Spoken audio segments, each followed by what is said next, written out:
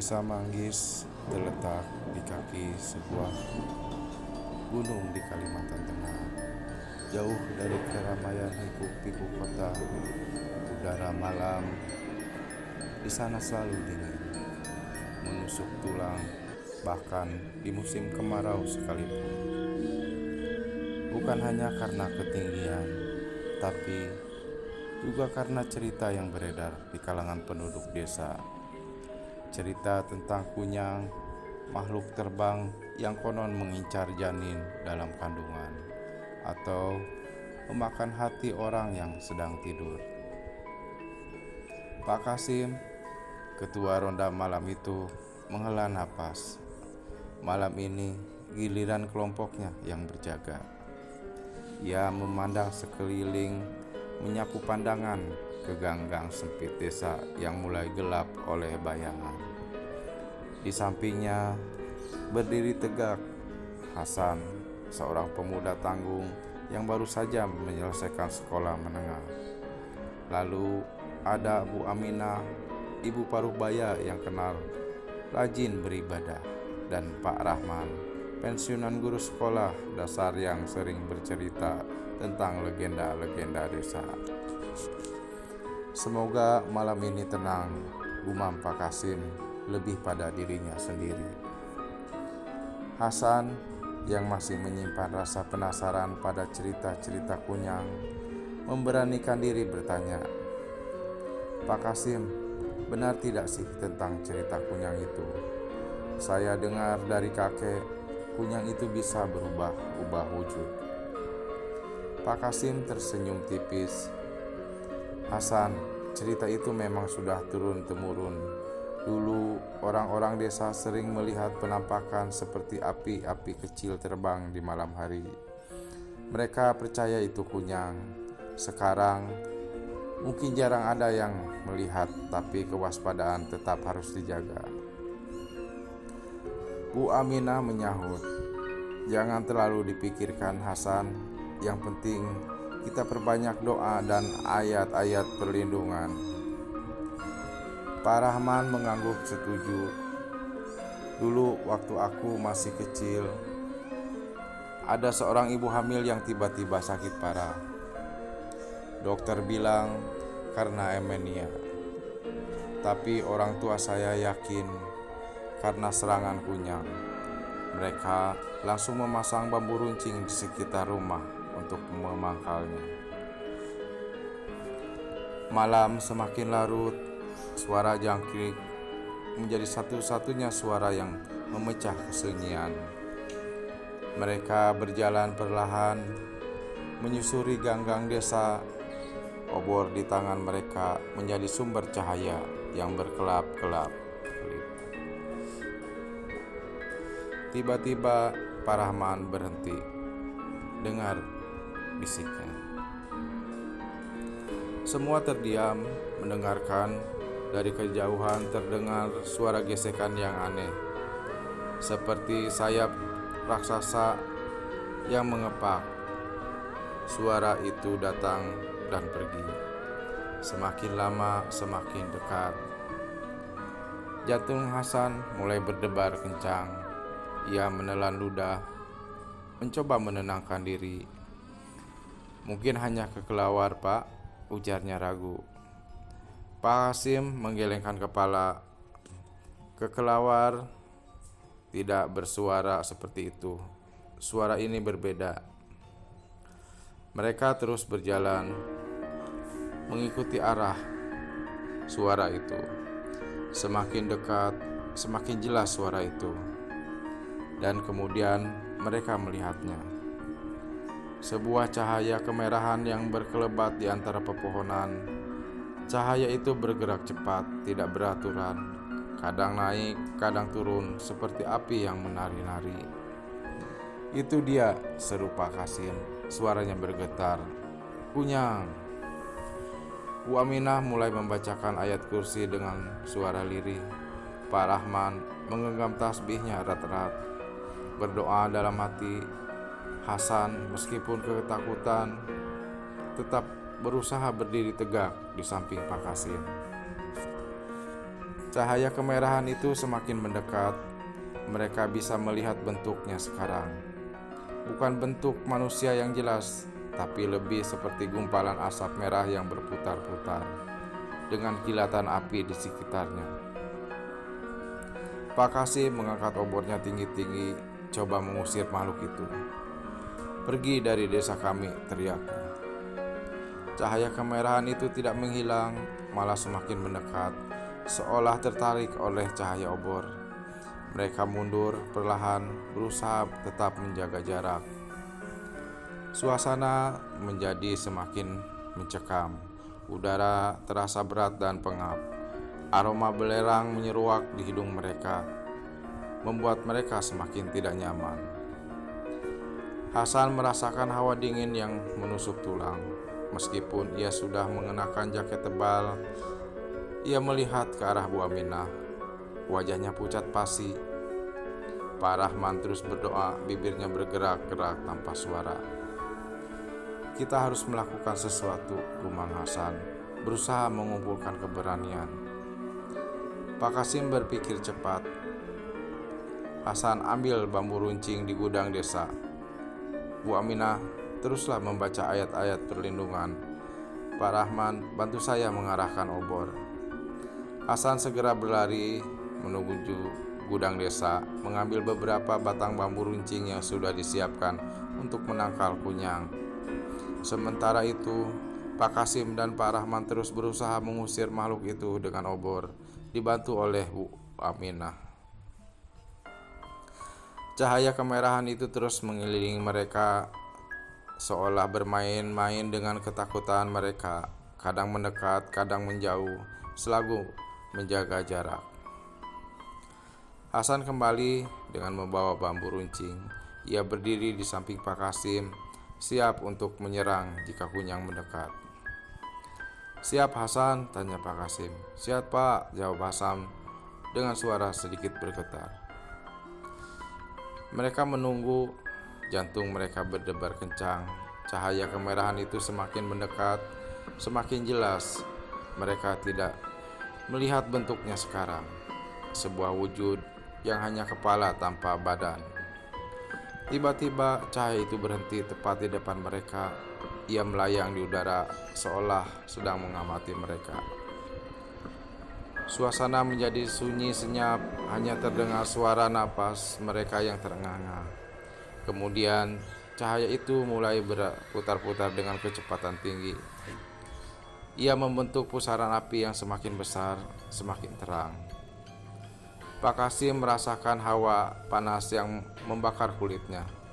Ia menyipitkan mata, coba menghindari cahaya yang menyilaukan. Bu Aminah terus membaca ayat kursi dengan suara yang semakin lantang. Pak Rahman memohon kepada Allah agar melindungi mereka. Hasan menggenggam erat bambu runcing di tangannya, siap untuk menyerang. Pusaran api itu semakin membesar, semakin terang. Rasanya seperti matahari yang berada tepat di depan mereka. Mereka terpaksa menutup mata, tidak tahan dengan silaunya. Setelah beberapa saat pusaran api itu mulai perlahan meredup, cahaya kemerahan itu semakin memudar, semakin kecil. Akhirnya, cahaya itu menghilang sama sekali, meninggalkan mereka dalam kegelapan. Mereka membuka mata perlahan-lahan. Ganggang desa kembali sunyi dan gelap. Tak ada lagi suara gesekan yang aneh. Tidak lagi ada aroma belerang. Hasan menghela napas lega. "Sudah pergi," gumamnya. Pak Angin mengangguk setuju. "Syukurlah kita berhasil mengusirnya." Bu Aminah menghentikan doanya dengan senyum tipis. "Alhamdulillah, berkat rahmat Allah kita semua selamat." Pak Rahman mengaminkan doa Bu Aminah. Kita harus bersyukur atas perlindungannya. Namun ketenangan itu tidak berlangsung lama. Tiba-tiba mereka mendengar suara tangis bayi yang memilukan.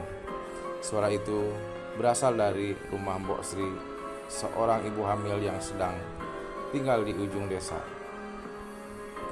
Pak Kasim langsung terkejut. "Ya Tuhan, Mbok Sri!" teriaknya. Mereka segera berlari menuju rumah Mbok Sri, khawatir terjadi sesuatu yang buruk. Mereka menemukan Mbok Sri sedang duduk berada di rumahnya, menangis terseduh-seduh.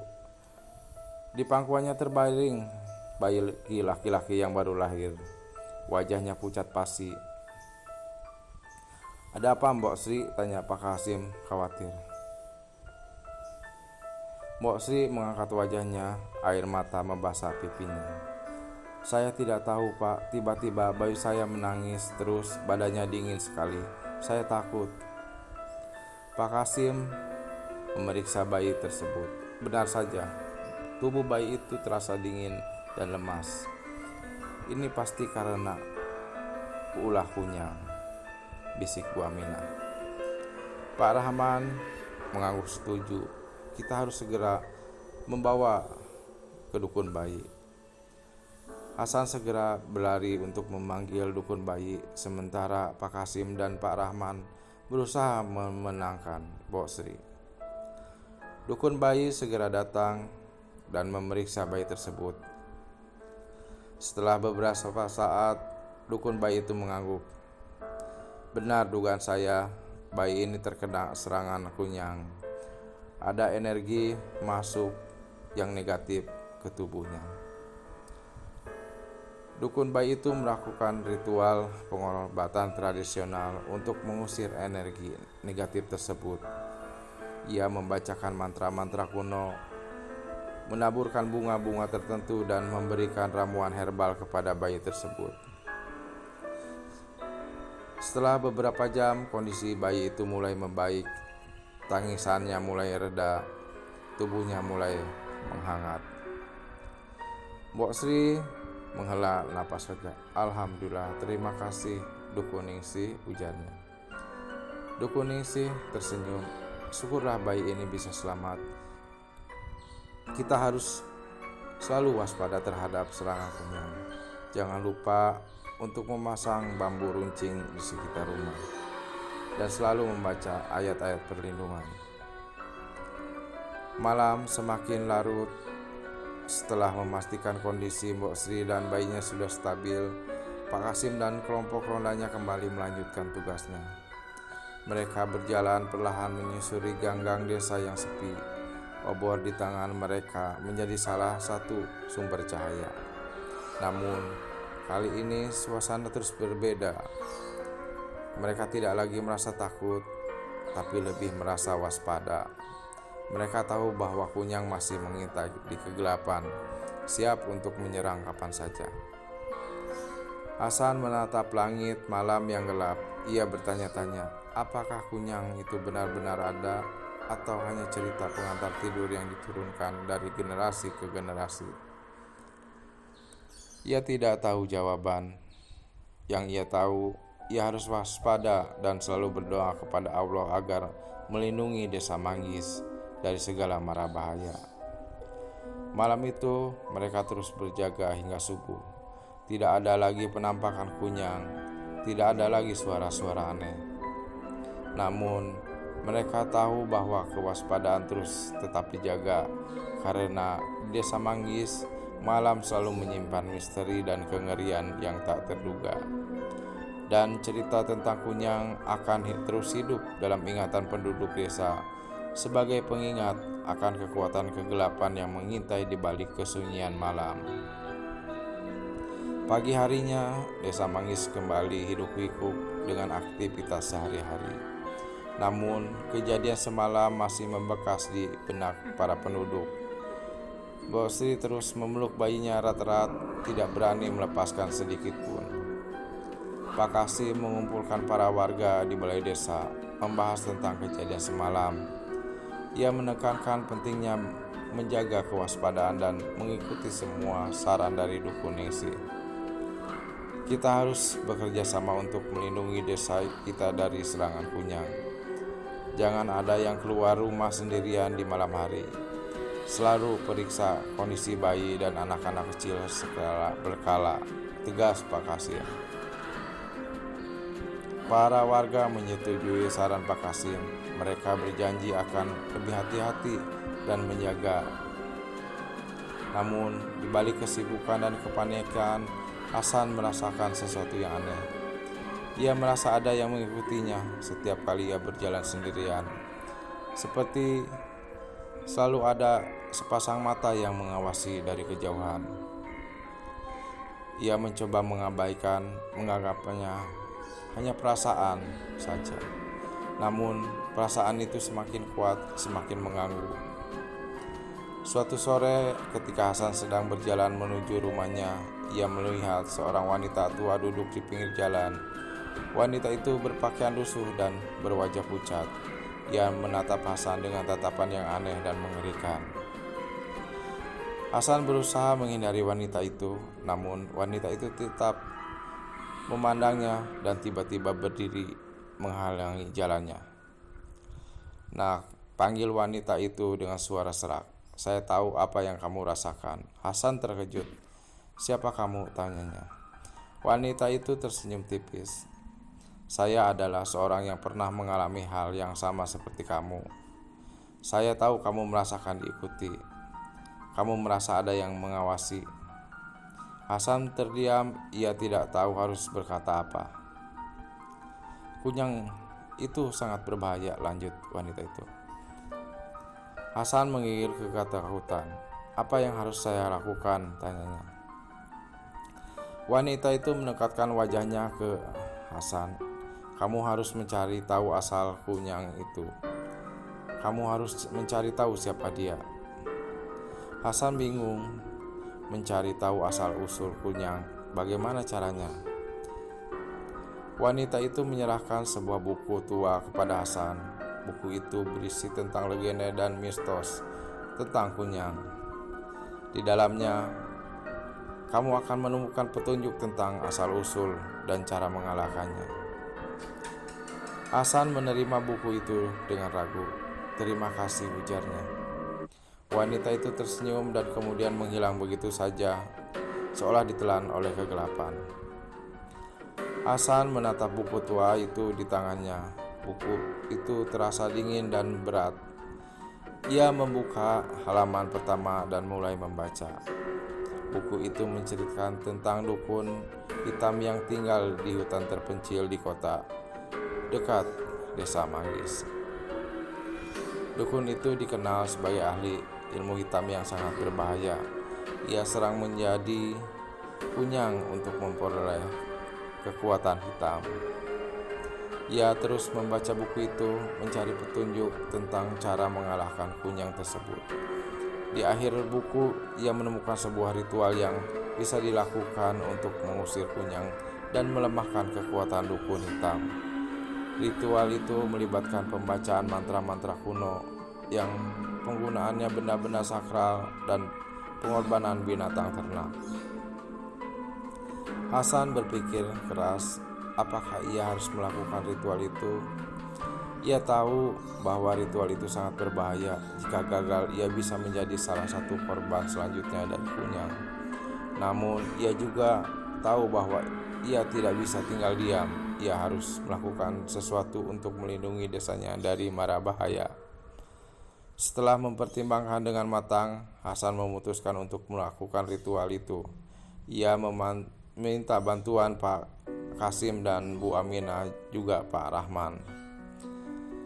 Mereka bertiga awalnya menolak ide Hasan. Mereka takut ritual itu akan membahayakan mereka. Namun setelah mendengar penjelasan Hasan tentang buku tua dan legenda tentang dukun hitam, akhirnya mereka setuju untuk membantu. Mereka mempersiapkan semua perlengkapan yang dibutuhkan untuk ritual tersebut. Mereka mengumpulkan benda-benda sakral, menyiapkan binatang ternak untuk pengorbanan, dan mempelajari mantra-mantra kuno. Pada malam purnama, mereka pergi ke hutan terpencil di desa Manggis. Mereka menemukan sebuah gubuk tua yang reot yang konon menjadi tempat tinggal dukun hitam tersebut. Mereka memasuki gubuk itu dengan hati-hati. Suasana di dalam gubuk sangat gelap dan pengap. Aroma belerang dan obat-obatan tradisional menyeruak di hidung mereka.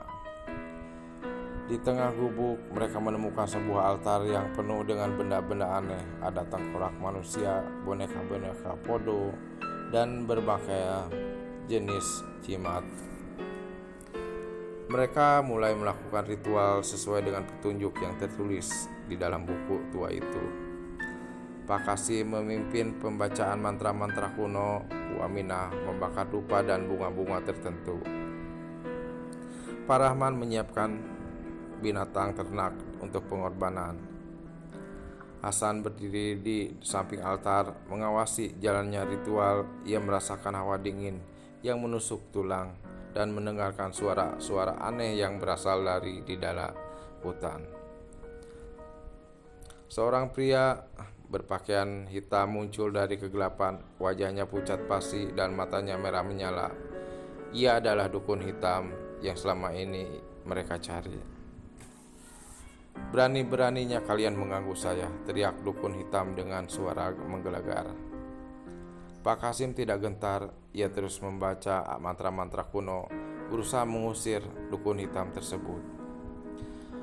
Dukun hitam itu mengangkat tangannya dan mengucapkan mantra-mantra balasan. Sebuah bola api muncul di tangannya, melesat ke arah Pak Kasim. Namun, sebelum bola api itu mengenai Pak Kasim, Hasan melompat ke depan dan menangkisnya dengan bambu runcing. Bola itu meledak ke udara, menghamburkan percikan api ke seluruh penjuru gubuk. Hasan merasakan hawa panas yang membakar di kulitnya. Ia terhuyung ke belakang, hampir jatuh. Bu Aminah dan Pak Rahman segera membantu Hasan berdiri. Mereka terus melanjutkan ritual, tidak peduli dengan ancaman dari dukun hitam. Pertempuran antara Pak Kasim dan dukun hitam semakin sengit. Mereka saling tukar mantra-mantra dan serangan energi. Gubuk itu bergetar hebat seolah akan runtuh kapan saja. Hasan melihat dukun hitam itu semakin terdesak. Kekuatannya mulai melemah. Ia menyadari bahwa ritual yang mereka lakukan berhasil melumpuhkan kekuatan dukun itu.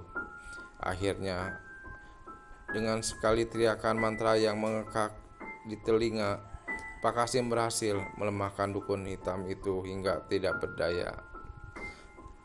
Dukun hitam itu terjatuh ke tanah dan pingsan. Suasana di dalam guduk kembali tenang. Angin berhenti bertiup dan gubuk berhenti bergetar. Mereka menghela napas lega. Mereka berhasil mengalahkan dukun hitam dan mengusir kunyang.